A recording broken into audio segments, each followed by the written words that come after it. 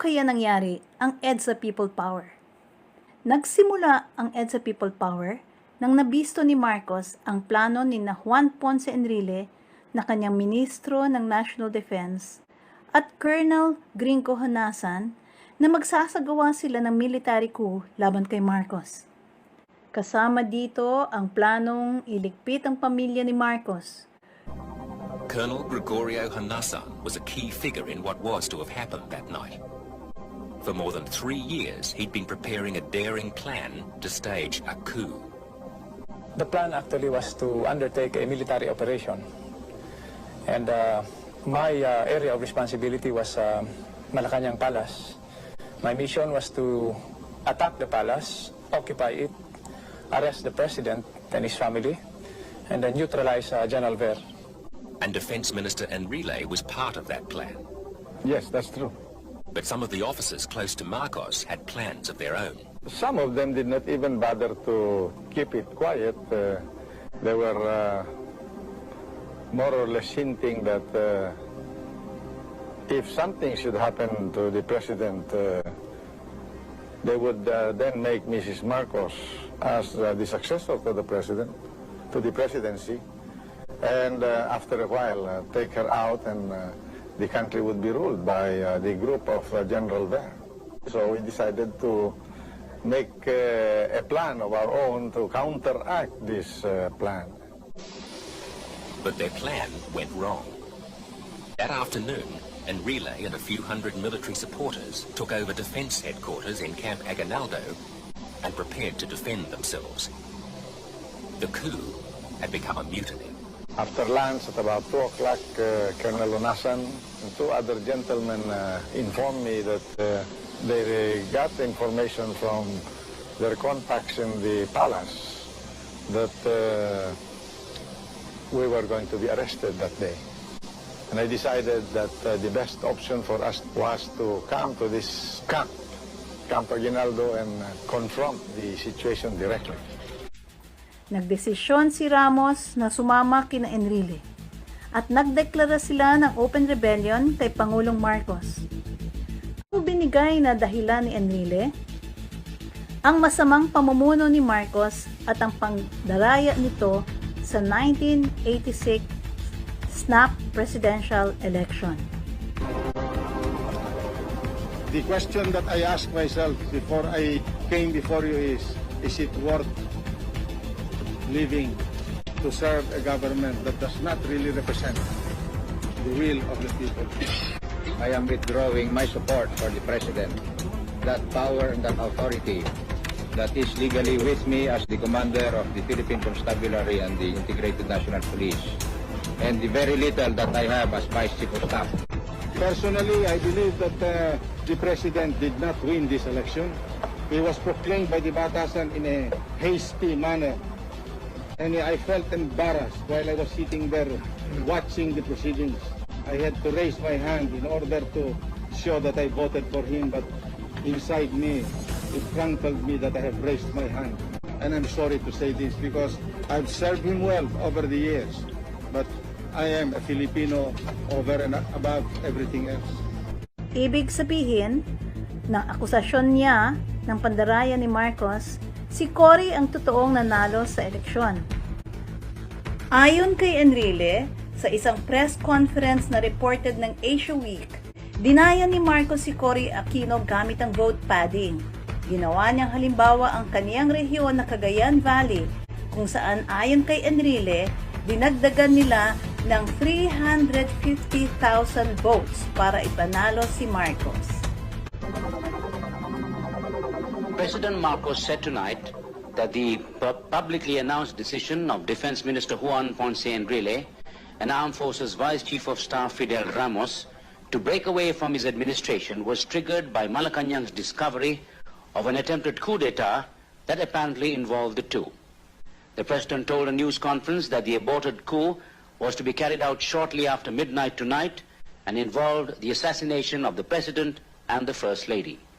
I call upon the Minister of National Defense and the Vice Chief of Staff to stop this stupidity. and surrender, so that we may negotiate exactly what should be done with them and their men. Major Aramin, will you read your statement? Yes, sir. I, Major Saulito Aramin, wish to confess my participation in the plan to attack Malacanang Palace and its environs and capture President Marcos after midnight tonight. We were planning to go straight for the room of the President and the First Lady and his family and neutralize them, arrest them, secure them. Now, we realized, of course, that the situation inside would be very, very fluid. There would come a time when we would have no control over the firefight that would take place should the security of the President decide to put up a fight. So we were also realistic in the sense that we could not control this. The President just might get hurt.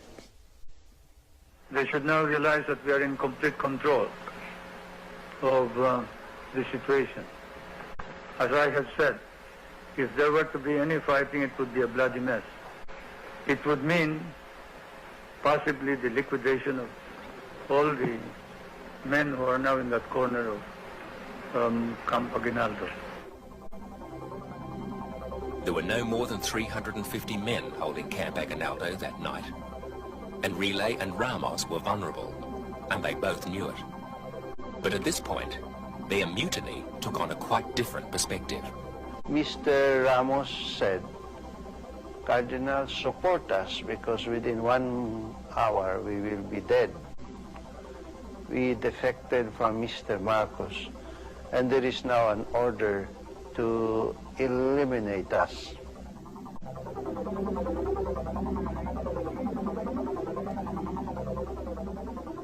Then I started calling the people. I said, dear people, it is the Cardinal who is speaking to you. Get out from your houses. Support our friends in Camp Crami and Camp Aguinaldo. They are in trouble, and very soon they might be killed by Mr. Marcos.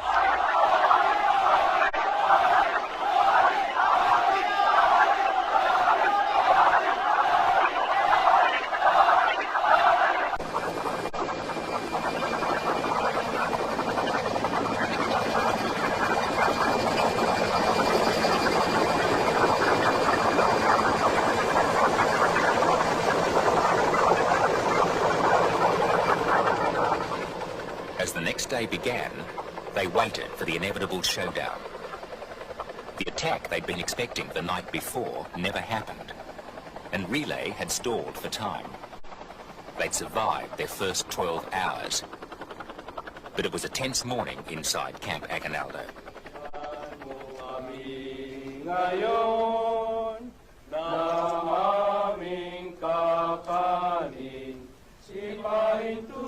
We would like to tell you that the prayers of the Catholic people are behind you. We've been praying for your safety at Mass this morning, and this whole day the people are praying for you. And we hope that nothing happens to you, and that through what you are doing, the Filipino people may be helped, may be saved from their very sad predicament.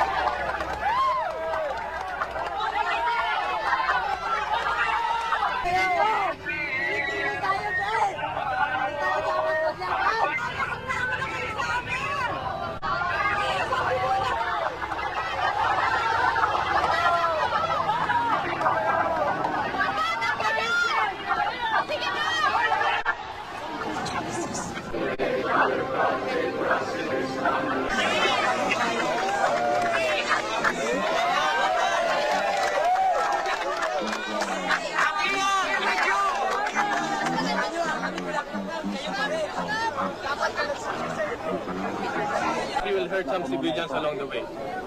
You have to let us pass. We will not let you. Why will you?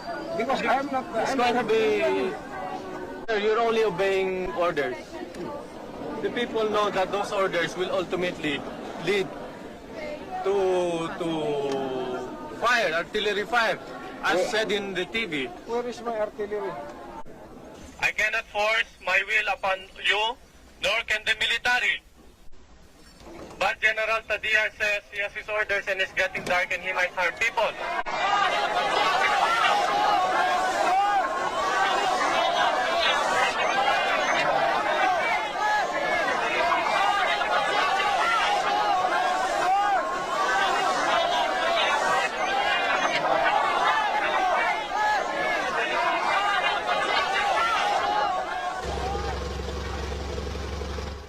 At 5 o'clock that afternoon, after 3 hours of negotiation, General Tadia ordered his tanks to withdraw.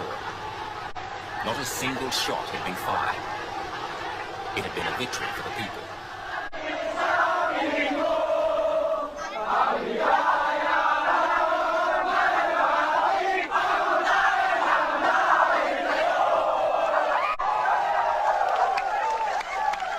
I call upon the people to be calm. I have all the power in my hands to eliminate this rebellion anytime that we feel that enough is enough.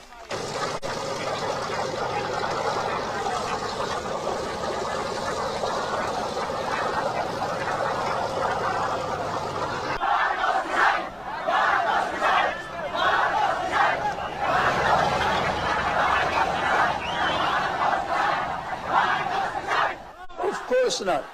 Of course not. I am president.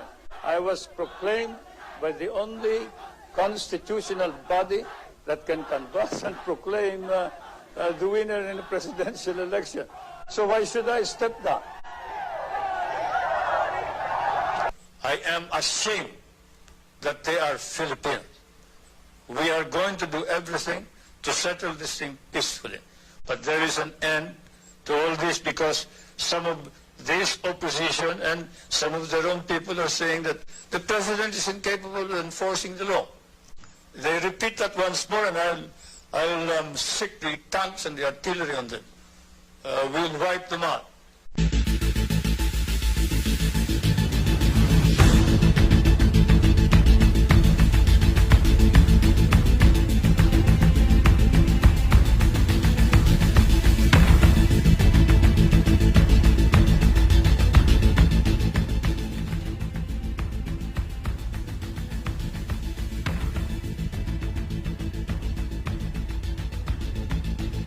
Narito din ang kwento ni General Ramon Farolan sa official report ni Colonel Balbas na makailang beses si Balbas inutusan ng Malacanang na lumusob sa Camp Crame kahit na pinapaliwanag na niya na maraming civilians ang masasaktan. Sa official Gazette, mababasa rin ang official report ng utos ni Marcos na kill order. Ibig sabihin, sumugod sa mga rebel forces sa Camp Crame kahit masaktan pa ang mga civilians. And ask them who would like to volunteer to strike the 2 helicopters. And I asked each and every one of them, and to my surprise, not one wanted to volunteer to strike the helicopters. The 15th Strike Wing refused to carry out its orders that morning. Colonel Sotelo and his entire unit defected.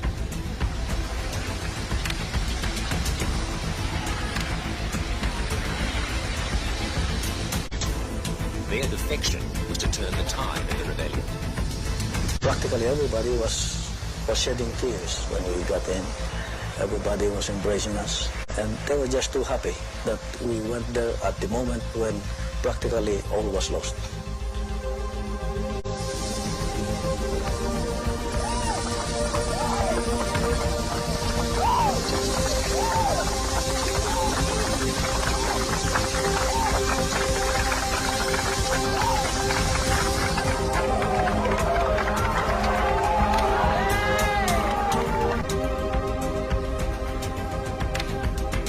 Our defection opened the gates for the defection of practically the whole of the Philippine Air Force and most of the Philippine Army and other members of the armed forces of the Philippines.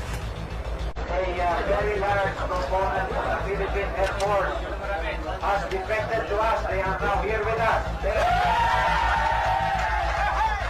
I would like to give you Colonel Sotelo. And here's Colonel Sotelo.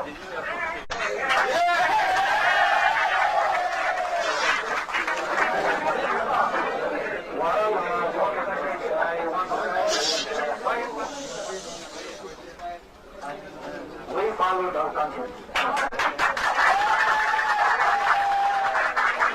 I think this regime is about to crumble. Nang nagbigay si Marcos ng televised order na huwag saktan ang mga civilians, makailang beses na munang naitransmit ang binigay niyang kill order. Makailang beses na rin itong kill order hindi sinunod ng mga ground commanders. By that time, marami na rin ang mga nag-defect na air at ground forces laban kay Marcos. When I talk to Mr. Really, he said you talk to Ruth and I do it. The order is to disperse. You're going to go all the time, Mr. President. Without shooting them. No. Taliwas ito sa sinasabing nagmalasakit si Ferdinand Marcos para hindi masaktan ang mga nasa EDSA. Kung pagbabasehan ang time sequence, parang pang-international PR lang ang video ni Marcos na huwag saktan ang civilians. Pero at that time, several times nang naitransmit ang validated kill order ni Marcos sa ground commanders. Sa military, itong specific direct order ang genuine, hindi ang general pang-telebisyon na statement. At dahil ayaw nang sundin ng Marines, ng Navy, ng Air Force, at ng Army si Marcos at sumanib na sila sa taong bayan, ang pagtakas mula sa Malacanang ang best option para sa mga Marcos. Nagbabadya na ang pagbagsak ng kanyang pamahalaan. Noong umalis ang mga Marcos sa Malacanang, si Amy Marcos Manotoc ay 30 years old, si Bongbong ay 28 years old, at si Irene Marcos Araneta ay 25 years old. Ang pag-utas sa buhay ng mga Marcos ang plano ni Enrile at Honasan.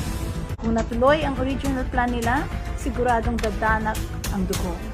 Kumilos ang Diyos upang pigilan sina Enrile at ang kanyang grupo sa madugo nilang balak. Lumabas ang taong bayan sa kalye para protektahan sila at nakaalis ng ligtas ang pamilya Marcos. Walang dumanak ng dugo. Sinong mag-aakala na ang paglatag ng taong bayan ng kanilang buhay para iligtas sina Enrile, Honasan, Ramos at ang mga sundalong kaanib nila ay magliligtas sa bayan mula sa diktadura?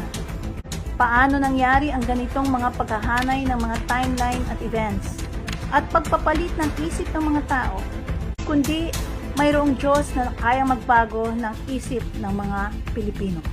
Mula sa pagiging takot sa diktadurya, naging napakatapang na taong bayan na handang ialay ang sarili para sa katotohanan, kabutihan at katarungan. Sa panahong iyon, kitang-kita na ang prayer ng mga Pilipino ay para sa isang milagro mula sa Diyos.